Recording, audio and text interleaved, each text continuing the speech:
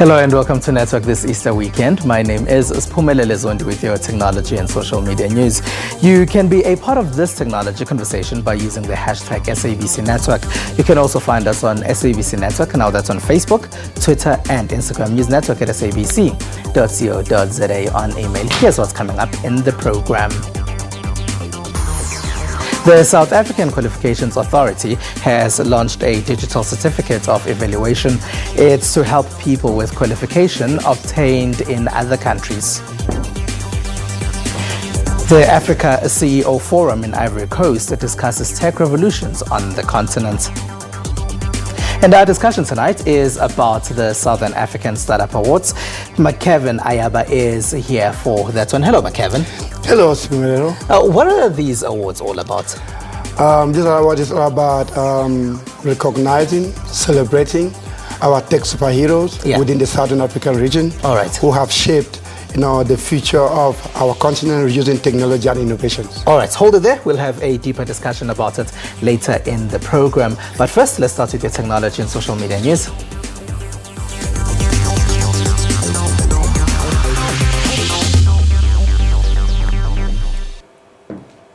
Now, the Southern African Qualifications Authority has launched a digital certificate of evaluation. They say it reduces the lead time it takes to reach the qualification holder. Producer Sandile Hlangani tells us how it all works. Falsely claiming a foreign university degree is about to get a whole lot harder thanks to a pilot digital certificate launched by South African Qualifications Authority. This is a pilot, okay? We are trying and testing things out. So we've started with the foreign qualification holders, which I've explained are both South Africans who have studied abroad and is coming back, and foreign nationals. So it's both South Africans and foreign nationals, both of them. According to the authority, the digital certificate will help combat qualification fraud and reduce the lead time it takes to reach the qualification holder, as it can be shared in real time. We have now found that when people apply to us, it takes, we've got about 0.8% of the qualifications are fraudulent qualifications. So we would like to reduce that because that is too much for us. South Africa's rate of qualifications fraud, which mostly involves people altering their CVs to reflect qualifications they don't have, has increased over the past 5 years. We conducted about 550,000, or actually over 550,000 qualification checks just for that year. And from that, about 14.3% were found to be fraudulent or misrepresented. Now, that can be anything from altering your marks on your matric certificate, changing your E's to a B to show better results. MIE says lying about qualifications can put one at risk of losing the job opportunity they were applying for, and can also have detrimental effect on their reputation and careers in future.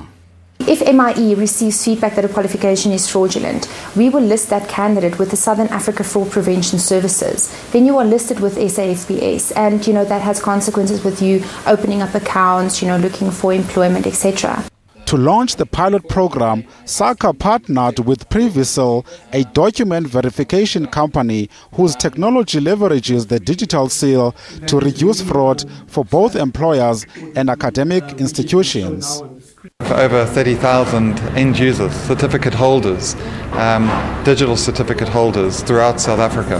They're mainly estate agents and other professionals, but now with SACA, we expect that figure to increase dramatically.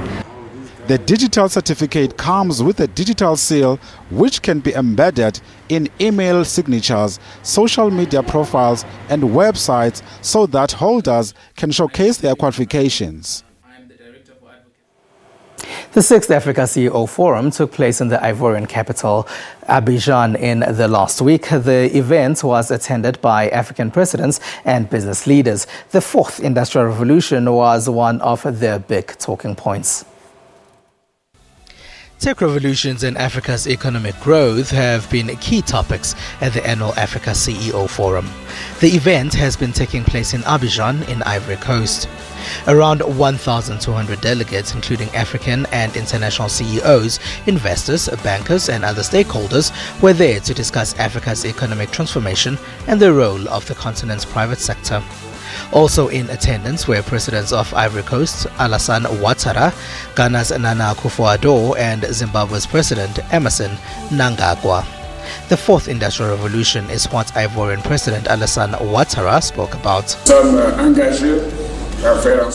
We are committed to ensure that we can continue to exchange on the major questions of our continent and make sure that we are moving towards industrialization and in fact see the need to go in that direction. According to a recent International Monetary Fund report, economic growth is expected to rise 3.4% in sub-Saharan Africa this year from 2.6% in 2017. But rising debt and political risks in larger economies would weigh down future growth. But with a population of over 1.2 billion people and being the mobile-first continent, Africa's potential remains the biggest draw for investors. Diversification is what's needed. I think Europe's reach and that of other continents is to make sure that those Africans will be able to develop and evolve here at home. So for us, and particularly in Switzerland, which is a knowledge-based economy, our main objective is to exchange and have some reciprocity between Switzerland and Africa, and give us access to areas where we can contribute so that these countries can develop on their own. The forum also gives awards to African business executives whose companies have contributed to Africa's growth. Saudi Arabia plans on investing billions in what will be deemed as the world's biggest solar power project. This is an initiative by SoftBank Group Corporation's Vision Fund. SoftBank Group Corp's Vision Fund will invest in creating the world's biggest solar power project in Saudi Arabia, stepping up its involvement in the kingdom and expanding beyond technology. The project is expected to have the capacity to produce up to 200 gigawatts by 2030. By investing in solar power, Saudi Arabia, the world's biggest oil exporter, can reduce the amount of crude it currently uses to generate power and increase its overseas shipment. We expect that in 2032, solar energy will give a large proportion of the kingdom's needs of solar energy, and also a large part of it can be covered by nuclear energy, which will achieve a great savings in all consumed production of solar energy, which can be sold in the global market at prices at a return to the state budgets in large amounts.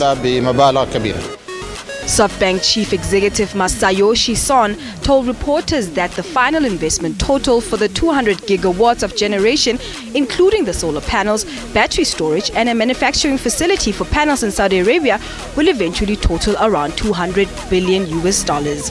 Despite being one of the world's sunniest countries, Saudi Arabia generates most of its electricity from oil-fired power plants. Son added that the country's Vision 2030 reform plan, which aims to reduce the country's economic dependence on oil, was a good match for the fund's long-term vision for innovation.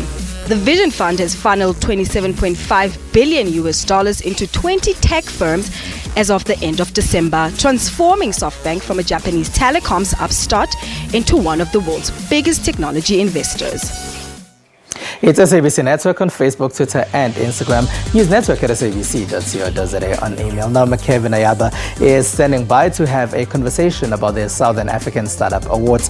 That's after the break. Stay with us.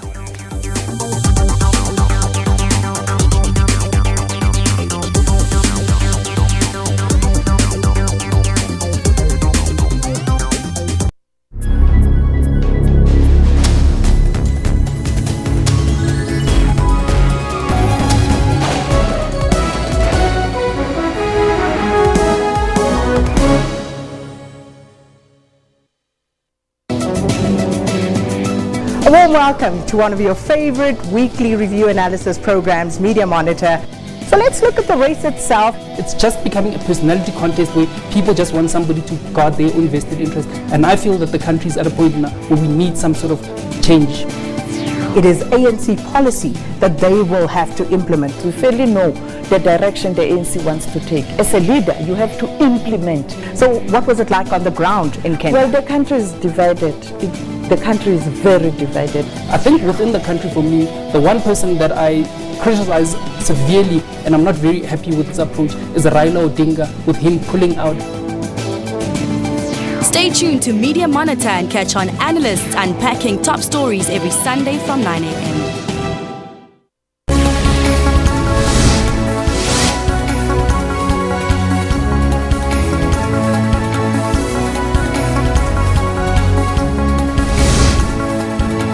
Let's cross over live to Griselda Lewis, who is standing by at the arbitration hearings. But I didn't think about it at the time that people could be dying. Let's update your sports news.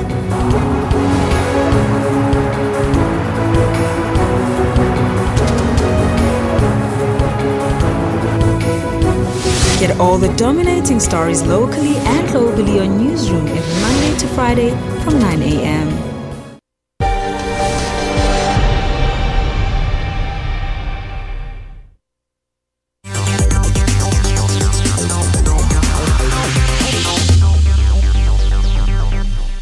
It is SABC Network on Facebook, Twitter and Instagram. Thank you very much for being a part of our network.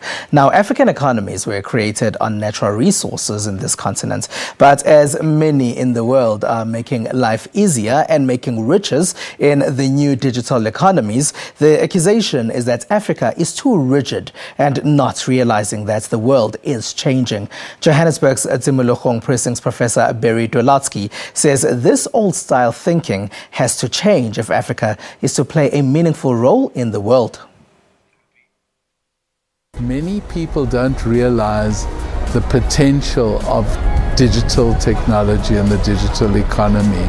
So in a place like Britain, they're forecasting that in the next 10 to 15 years, digital will be half the economy.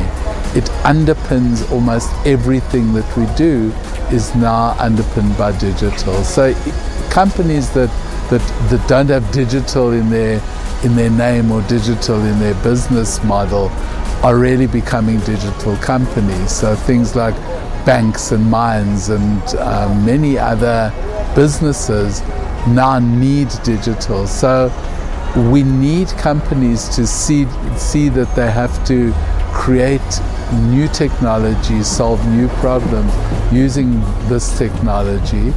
And it's core to their business, so it's not a nice to have anymore. Another person who sees potential in Africa's technology startup sector is my guest tonight. The Global Startup Awards focus on tech and web industries around the world. They take place in over 25 countries. This year, these awards are coming to the region in the form of the Southern Africa Startup Awards. To tell me more about this, I am joined by the regional organizer of the awards, McKevin Ayaba. Hello, and thank you for being a part of our network. Hello, Osmule. Thank you so much for having me here. It's a pleasure being always on SABC. Now, let's start by explaining what these awards actually are. What happens there? Actually, like I said before, this award is actually to recognize and celebrate, tech superheroes who have shaped our continent, starting with Southern Africa. With their innovations and technology. Earlier on, I heard one of our speakers said earlier on about the world going digital. Where are we as Africans? I think this is the right time for us as Africans to take the bull by the horn, and actually invest more on startups and information technology. And they've taken place all over the world. What made you decide that these now had to come to this part of the world?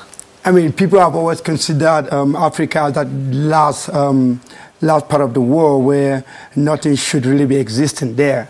And we've decided to challenge that, to say, you know what, we have so much in Africa that we can really compete at the global level. So why not we also bring the Global Startup Awards into Southern Africa, at least so that we can prove to the world that we have so much that it takes to compete at the global level when it comes to technology and innovation.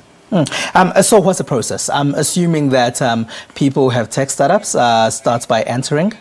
Yes, nominations actually opening on the 31st of March, and anybody can nominate anyone, but they must be in the tech atmosphere or the tech sphere to actually make sure that those that they are nominating can actually compete at a global level. I mean, we have so many accelerators, so many incubators in Africa. As you've been traveling, you can see that. So we are actually looking at all these incubators, what they have been doing to actually send us all those startups that have been working with them and those that have actually beat the board for the last 5 years. So if I want to then enter or submit a name of a startup, where do I go? Is there a place I go to for this? You can go to our website, www.southernafricastartupawards.com. You will find the nominations will be open. You just click on nominate and you write your name and who you are nominating and what the next process will be for us to then send emails to all the startups that you've nominated and ask them if they would like to participate in an initiative like this one. So anyone can nominate anyone. We encourage everyone to nominate the tech startup heroes. And from what you know about the African tech startup, what sort of solutions are coming out of this continent? Certainly, we have so many solutions that have been coming up, and that's what we want. That's the reason why we need to bring, celebrate these folks. They've been doing an incredible job. I mean, you can look at, there are a lot of companies that have been working in terms of fintech, in the social point of view. You can have so many edutech organizations that have been using technology to actually streamline our education. I mean, we have a company that has been working with agriculture to actually help our agricultural system. So we need all this. They've been doing quite well. So why not taking them to at the global stage to tell them that this is where Africa has been, so that the world can actually see what we've been doing in the last decade. Now the region is vast if it's Southern Africa, because the Democratic Republic of Congo is probably different from Mauritius, which is probably different from South Africa. So who decides which of these startups eventually make it to the national awards? We have a bunch of judges. We should have close to about 70 judges all over the world and all over Africa who actually decide this vote. We also have national ambassadors who nominate and actually look into the startups that have been nominated. We also have a public vote. We look at having 5 to 7 judges pay category, as we have 15 categories. So we have, potential who are possible investors who have experience in the startup ecosystem, who are VC, who are so we have all these potential people who will really be helping us with getting the best.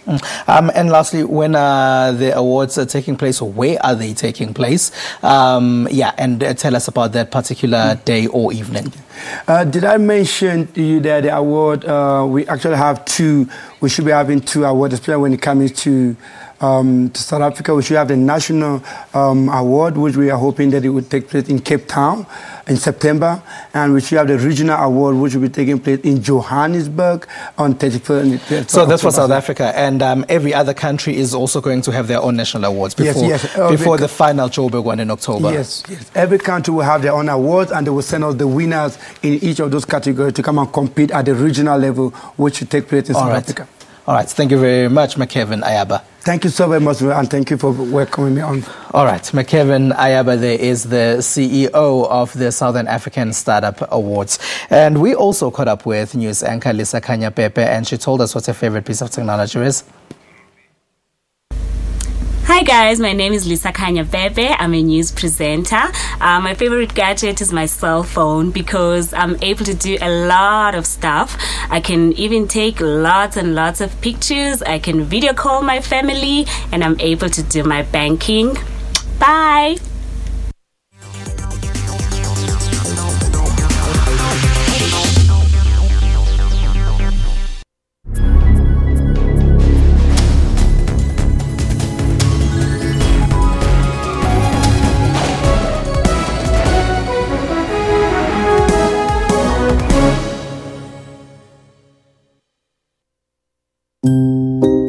way to pour the perfect beer, this professional barman would tell you, is into a glass tilted at exactly 45 degrees. Oh, bless you. Bless you, sir. Bless you again.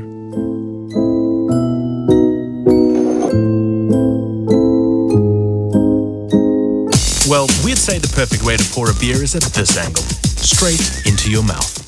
Tops at Spa. Good beer, good advice, no Ponzi beer stuff.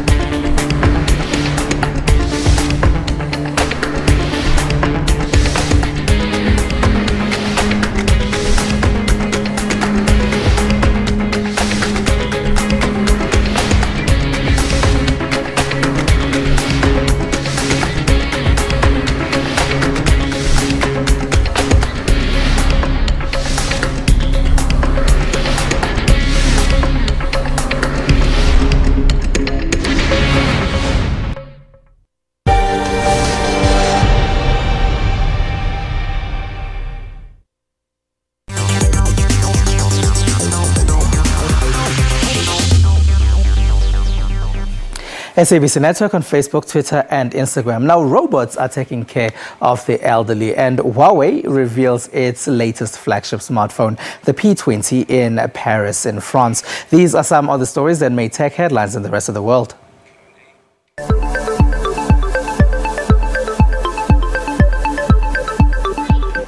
At a seemingly ordinary nursing home in downtown Tokyo, an unusual leader was in charge during an afternoon exercise routine.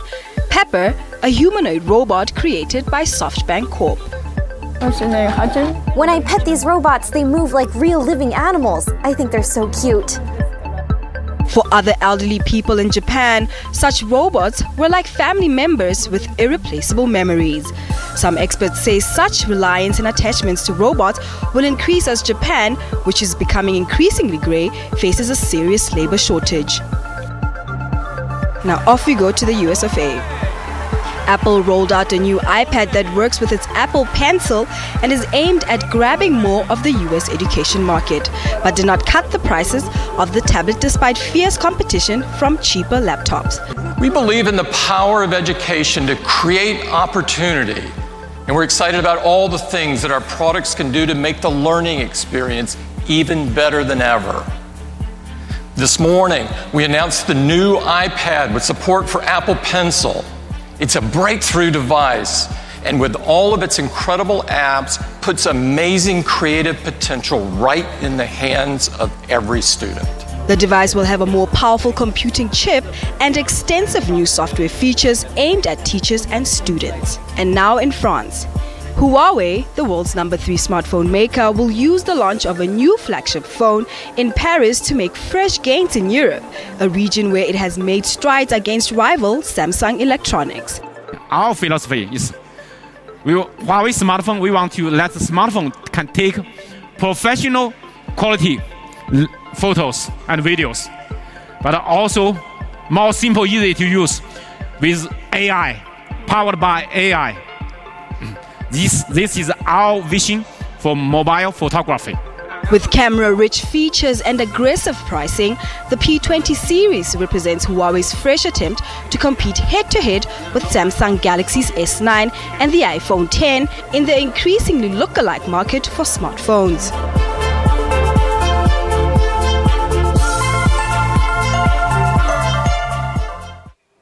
We're not only making robots that look like humans, now we're making them look like our pets too. Now, this week, our Twitter poll is based on the Facebook data breach, as some companies have announced that they're no longer advertising on the social networking platform. We're asking if you support this move. Now, 57% of respondents say yes, that is the majority of the people. Now, 20% of people say no, that number is in second place. In third place is 17% of those that say they don't know. And in last place are people who say they've also disabled their accounts on Facebook, and that figure is at 6%.